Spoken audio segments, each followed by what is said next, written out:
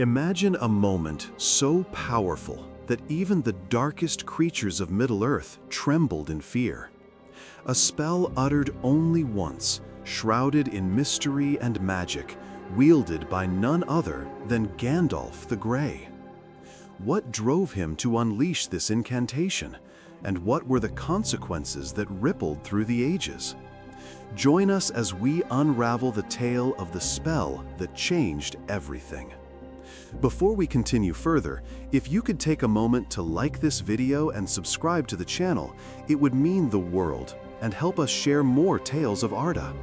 Now, let's return to the story. Long before the Fellowship set out from Rivendell, Mithrandir, whom men called Gandalf, wandered the wide lands, his staff tapping on stones worn smooth by the passage of ages. Though cloaked in the guise of an old man, bent and gray, his eyes gleamed with a fire that spoke of distant shores and undying light. Yet even he, of all the wise, bore a burden deeper than most could fathom. For beneath his tattered robes lay not only the wisdom of many lives, but also a restraint woven by oath. To guard, to guide, but never to dominate. Such was the charge laid upon him by the Valar. His strength was vast, though veiled, for he was forbidden to reveal his true might, save in direst need. And so, when the shadows stretched forth again from Barad-dûr, when Sauron's servants crept into the night with whispers of fear and wings of terror, Gandalf knew the peril was greater than steel alone could withstand. For the Nine had ridden forth, the Black Riders, clad in dread and bound to their master's will. They had one purpose: to hunt, to find, to seize the ring. And Gandalf, weary though he was, placed himself again in their path. It was upon the hills of Eriador, in the waning summer before war burst forth, that the Grey Pilgrim was set upon. The land lay quiet beneath a swollen moon, yet a darkness deeper than night rode across the fields, and the grass withered where the hooves of the Nazgûl struck. Gandalf stood alone upon a hilltop, his staff raised, his cloak billowing in the hot wind that issued from the east. The shrill cries of the riders tore the silence asunder, and the hearts of lesser men would have faltered. But Gandalf did not yield. The ring-wraiths closed in, their voices echoing like iron dragged across stone. "Give us the halfling, Grey Fool. You cannot withstand us." The old wizard's hand tightened upon his staff, the wood worn smooth by endless journeys. His thoughts turned swiftly. He could not reveal the full might entrusted to him, lest he break the very laws of his order. Yet if he held back too far, the Nazgûl would sweep unhindered across the north, and all hope would be quenched. And so he reached deep, not into his pride, nor into the forbidden well of domination, but into the memory of the West, of voices older than the world, of light unbroken by shadow. From his lips came words few living had ever heard, words taught in secret long ago in the far West. The air trembled, the ground itself recoiled. What Gandalf spoke that night was not of fire, nor of lightning, nor of thunder. It was a word of unbinding, a spell wrought not to destroy, but to drive away the encroaching dark. Its syllables carried the authority of forgotten days, before Sauron rose, before even Morgoth spread his corruption across Arda. It was a word that commanded not through might alone, but through truth, and it cut the air like a white flame. The riders faltered, their steeds reared, screaming, their iron-shod hooves striking sparks against the rock. The Nazgûl themselves recoiled as if pierced by light, their shrieks shattering the night. One among them, the foremost, lingered longest, yet even he could not endure.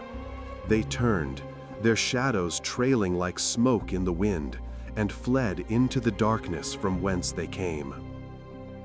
Silence fell, save for the rasping breath of the gray pilgrim, his shoulders bowed, his staff trembling in his grasp. For though the riders were gone, the cost of the word lay heavy upon him.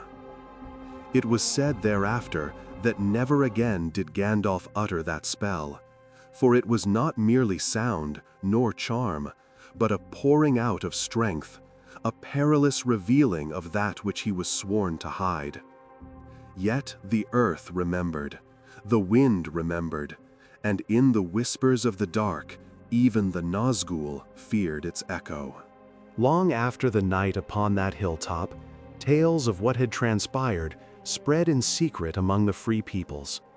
Few knew the truth, for Gandalf himself spoke little of it, yet the shadows carried whispers.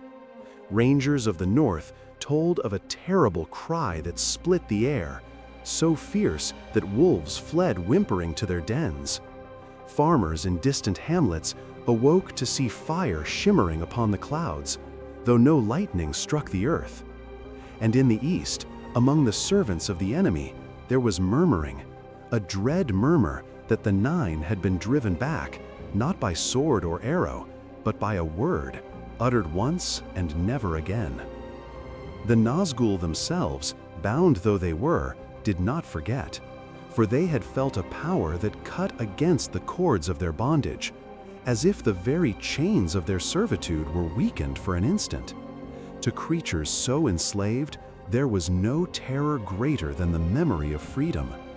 And thus, when the gray pilgrim stood before them in days to come, a shadow of that night clung to their minds like a thorn lodged deep within the flesh.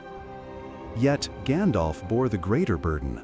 Alone, he carried the weight of what had been revealed, for in speaking that word, he had torn open a veil that he was forbidden to rend, not to exalt himself, not to claim dominion, but to protect.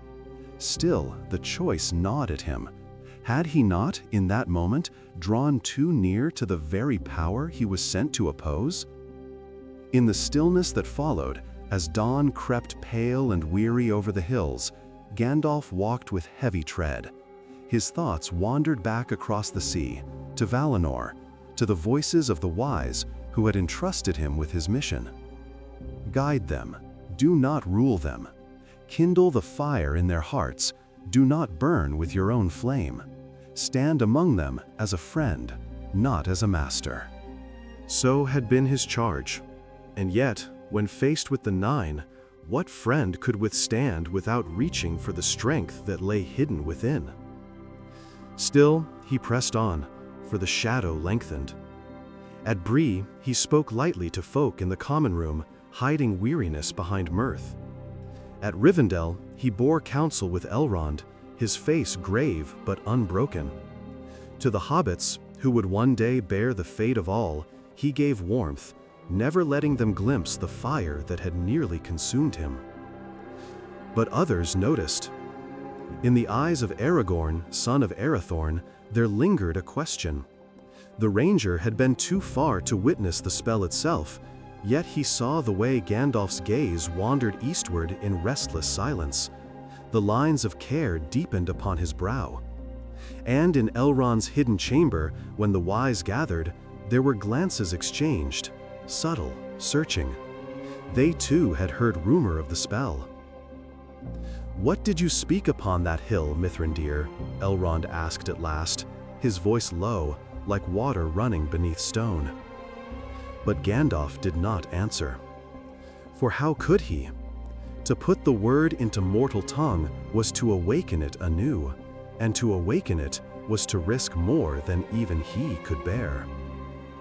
And so the secret lingered. One spell, spoken once, hidden forever. Yet the world had shifted. The Nine had tasted fear. And in their fear, Sauron himself was stirred to wrath, sensing that his foes had touched upon powers meant to remain beyond mortal reach. Thus the stage was set for greater battles yet to come. For when the enemy is wounded, he does not heal in silence. He strikes back with tenfold fury. And Gandalf, though clad in gray and bent with age, knew in his heart that the price of his choice was not yet fully paid. In the quiet halls of Rivendell, where time seemed to flow like a slow and unbroken river, there were songs sung of deeds both great and small. Yet among the elves, whose memory reached back into the light of the two trees, whispers grew of a word spoken not in Aman, nor in the elder days of Beleriand, but in the present hour, upon the very soil of Middle-earth. Some said it was a fragment of the Ainulindala, the great music of the beginning, in which the world was first shaped. Others claimed it was wrought of Valorin, the tongue of the powers themselves, too mighty for the ears of men. But whatever its origin, all agreed on this, that Mithrandir, the Grey Wanderer, had reached into a depth of memory no mortal could touch, and in doing so, he had shaken even the servants of Sauron. It was not the first time Gandalf's words carried unusual weight. In the Shire, he had seemed but a meddler, tossing fireworks into the night sky, delighting children with sudden sparks of color. Yet those who looked closer saw that when he spoke, fires leapt higher, and shadows drew back. Even in simple laughter there was strength, and in anger, a force that turned men's hearts cold. Still, the spell of the hilltop was of another order. It was no charm to kindle fire, no chant to shatter stone. It was a word that unbound, a word of release. To the Nine, it struck as a blade might strike chains, rattling the fetters of their enslavement, even if only for a moment. And that was why they feared it.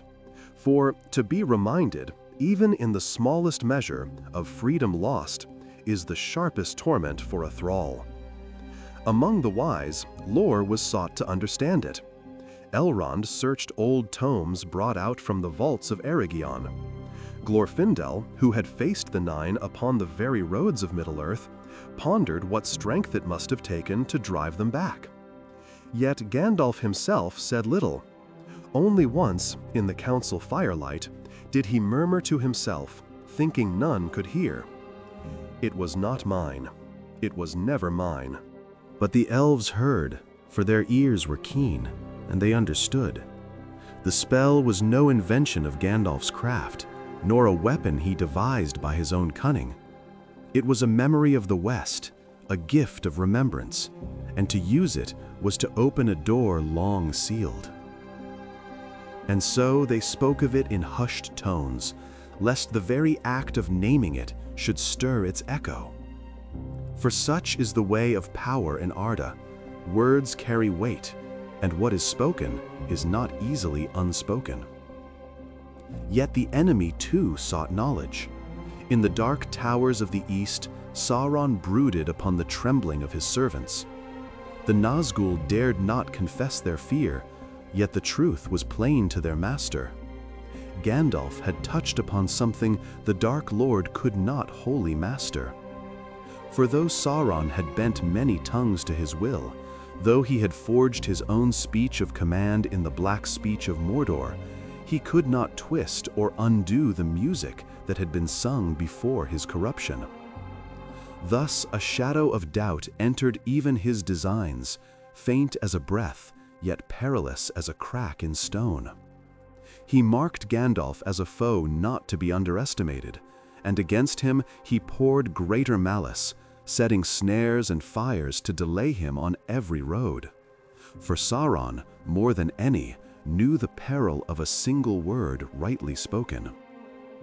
And still, Gandalf walked on, staff in hand, cloak gray in the wind, bearing his secret like a flame hidden in cupped hands. He would not wield it again, not unless the world itself hung upon the edge of ruin. But Middle-earth remembered, and in every shadow where the Nine lingered, In every whisper that passed between frightened men at their hearths, the tale of the spell grew. A single word had turned back the nine. A single word had shaken the dark. And so, even in hidden valleys and lonely hamlets, there flickered hope. The nine did not forget. Driven back, they had fled into the night, their shrieks scattering across the hills like shards of broken iron. But fear, even in such creatures, soon hardens into wrath. And in the halls of their master, Sauron's will burned hotter than flame, binding them tighter, lashing them forward with renewed malice. When next they rode forth, it was with a fury that set the very air trembling. They crossed rivers in storm, they blackened fields with their passage, and their cries shattered the sleep of villages miles away. For though they were bound in terror of the spell Gandalf had spoken, they were bound tighter still to the will of the Dark Lord. Fear might stagger them, but it could not free them. And Gandalf, weary but unbroken, knew that their return was certain. On every road he took, he felt the shadow of pursuit. At Bree, when he paused in the inn-yard beneath the lanterns, he heard horses in the distance, too many, too swift. On the wild paths of Eriador, when the wind carried the scent of ash, he knew it was the stink of their steeds. Even in the quiet dawn, when the dew lay silver upon the grass, he felt the weight of eyes unseen, pressing down like iron chains. They were hunting, and their quarry was not only the ring, but him. For the Nazgûl, who had tasted fear of one they scorned as Grey Fool, longed to unmake that memory in blood and fire. It was on the borders of the Weather Hills, under skies heavy with cloud, that they came upon him again. Gandalf rode swift upon Shadowfax, the greatest of horses, and his mane streamed like white flame in the wind.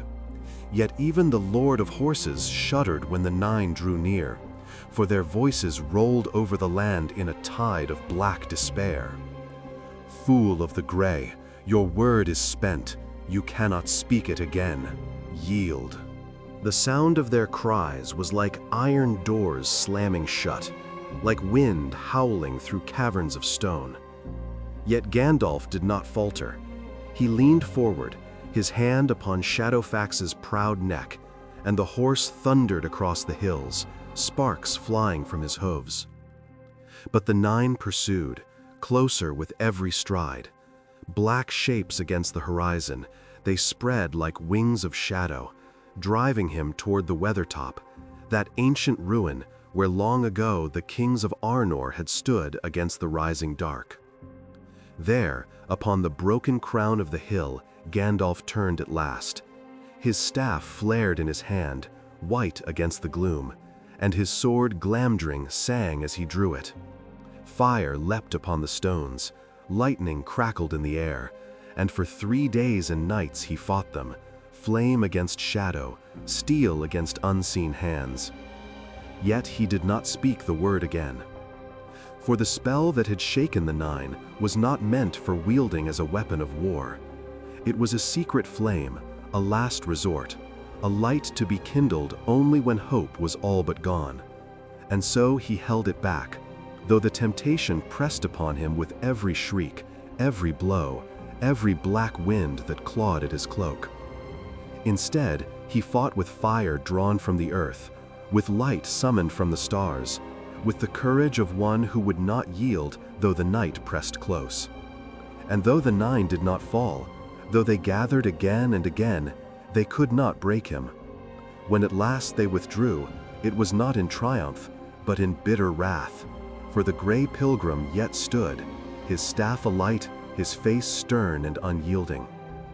But Gandalf knew the cost. His strength waned, his limbs trembled, and even Shadowfax bowed his head in weariness. The spell he had spoken once still lingered, echoing through the world like the aftershock of a storm, and the enemy's wrath grew ever greater because of it. The nine would come again, of that Gandalf was certain, and each time they came, the shadow would grow darker, the peril more dire. Yet in their fear there was a seed of hope. For if the Nine could be shaken, even for a heartbeat, then perhaps the Dark Lord himself was not beyond trembling. And in that hope, Gandalf pressed on, toward Rivendell, toward council, toward the gathering of those who would bear the fate of all. For the one word he had spoken was not merely a weapon, it was a reminder that light still lived in Middle-earth, and that even in the blackest hour, the shadow could be made to flee. Long after the fire of battle had dimmed upon the Weathertop, and the cries of the Nine had faded into the wind, Gandalf sat alone beneath the stars. The ruin around him was quiet now, broken stones glowing faintly in the last embers of his fire. Shadowfax rested nearby, ears flicking, though even he seemed unsettled, as if the memory of the riders clung to the very air. And in that stillness, Gandalf pondered. The word he had spoken upon the hilltop weeks before echoed yet in his mind, not as sound, but as weight. It pressed upon him, not with pride, but with the knowledge of how close he had come to stepping beyond the bounds of his charge. For though the spell had turned aside the Nine, it had not been his to wield. It had been entrusted not to break the world with fire, but to remind it of the flame that cannot be quenched. Restraint.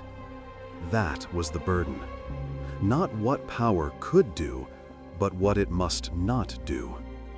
For power, once revealed, demands to be used again and again, until the one who wields it forgets why it was forbidden at first. Thus, he held his silence. The hobbits would not hear of it. Aragorn, though he guessed, would not press him. Even Elrond, wise among the wise, received no answer when he sought to know. Gandalf carried it alone, for he knew that if the spell were ever spoken of, it might tempt others to seek it, to summon it, to wield it not in desperation, but in desire. And so he buried it deep within himself, as he buried many sorrows, and turned instead to the work before him, guiding, guarding, kindling hope in the hearts of the small and the unlooked for. Yet he knew the cost. The Nazgûl had not forgotten. Sauron had not forgotten. And somewhere in the fabric of Arda itself, the echo of that word lingered. Still, he chose silence, for his strength was not in the spells he kept, but in the hearts he stirred to courage. In the end, when the ships were made ready in the Grey Havens, and the gulls wheeled above the western sea, Gandalf stood upon the deck and looked back upon the fading shores. Middle-earth lay quiet, scarred by war, yet not destroyed, alive with the voices of those who would carry its story into new ages. He thought of hobbits in their gardens, of men rebuilding their cities, of elves walking beneath the last leaves of their forests. And he thought too of the Nine, whose shrieks had once shaken the hills, and of the single word that had turned them away. But he did not dwell on the word itself. Instead, he thought of the faces of those who had stood beside him, the small, the weary, the unlooked for, who had borne burdens greater than themselves and yet endured. For in the end, it was not the spell that saved Middle-earth. It was not power at all, but courage, loyalty, sacrifice, and hope. The sea wind stirred his cloak, and he smiled, for he knew this truth would outlast all spells, all shadows, all fear. And thus the tale closes. One word, spoken once, never to be spoken again, yet echoing across ages as a reminder of what power truly means and what it does not. So ends the story of the one spell that shook Middle-earth. But in every dawn, in every song, in every flicker of light in the darkness, its legacy lingers still. Before you go, if you've walked with us through this tale, You may wish to hear more of elves fading into twilight, of dwarves who delved too deep, of kings who returned from exile. If you would, take a moment to explore the other stories of Arda upon this channel, and together let us keep alive the memory of Middle-earth.